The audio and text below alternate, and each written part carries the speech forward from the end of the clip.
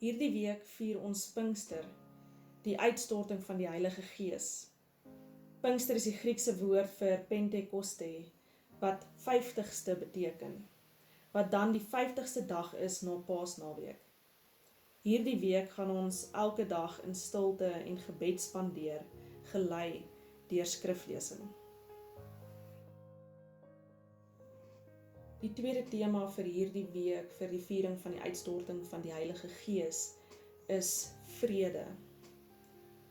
Ons gaan 'n oomblik van stilte tyd neem, en dan gaan ons nadink oor die skriflesing, en dan ook die vrae wat gevra word. Die eerste skriflesing is Galasiërs 5, vers 22 tot 23.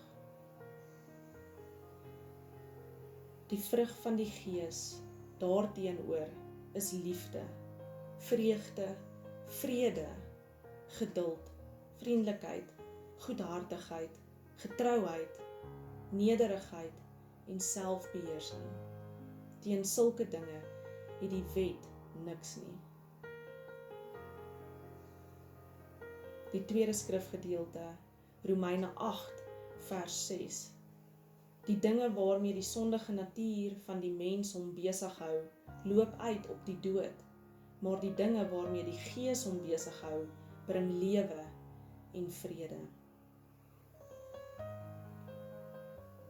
Neem nou 'n oomblik van stil gebed en vra jouself af, wat beteken vrede in jou lewe? Dink na oor die skriflesing en wat dit in jou lewe beteken.